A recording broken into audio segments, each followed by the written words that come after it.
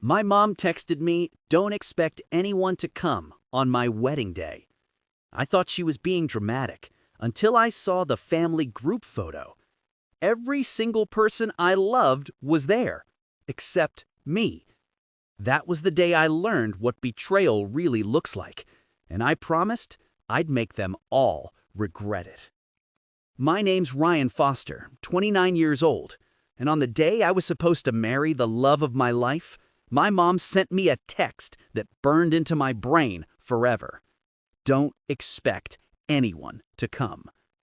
At first, I thought it was guilt-tripping. My mom had always been manipulative, but I never imagined that message meant literal truth. When I walked down the aisle that day, I realized she meant every word. The seats reserved for my family? Empty.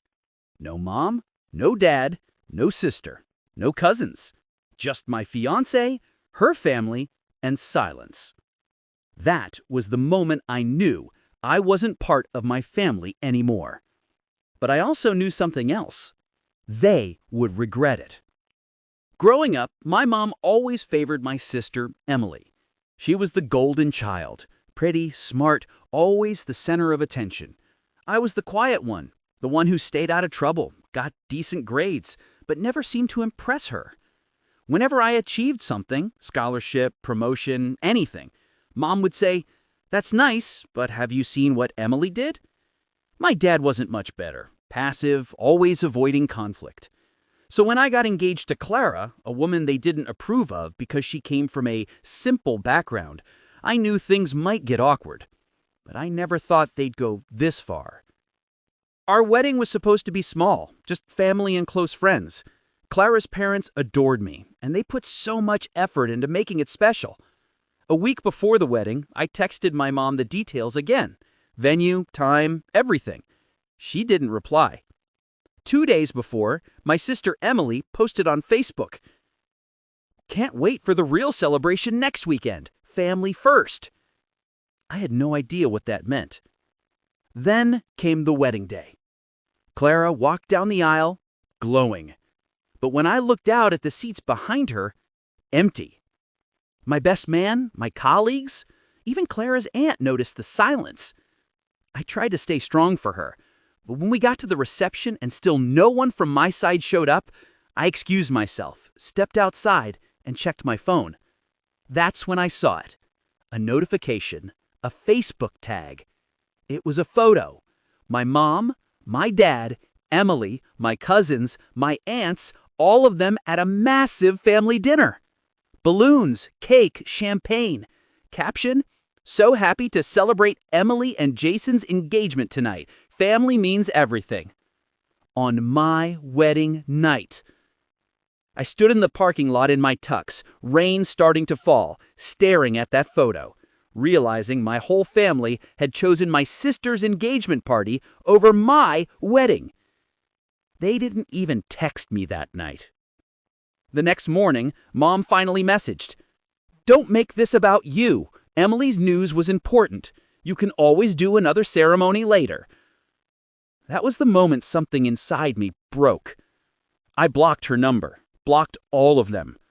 For months, Clara and I tried to move on, but it ate at me every day. When people asked why no one from my side was at the wedding, I'd just say they were busy. But in my heart, I planned something bigger. Something that would make them feel the same humiliation they made me feel. Fast forward 3 years. Clara and I had built a life together, our own business, Foster Design Co., a fast-growing interior design firm. One day, I got a message from an unfamiliar number. "Ryan, it's Mom. We're so proud of you. Emily told us your company is doing so well. We'd love to see your new house sometime." Ah, there it was, the guiltless re-entry. But instead of ignoring it, I smiled, because this time I had a plan. I replied politely, "Of course, we're actually hosting a little celebration next month. You should come." Mom replied instantly, "We wouldn't miss it for the world." Perfect. Over the next few weeks, I rented a beautiful event space downtown and sent formal invitations to my entire family. But the event wasn't a party. It was a reveal. The night arrived. My family came dressed to impress. Emily brought her fiancé, Jason, now her husband, who looked as smug as ever. Mom hugged me like nothing ever happened. "See, honey, families have ups and downs. We're here now." I smiled. "I'm glad you came. You'll love what's about to happen."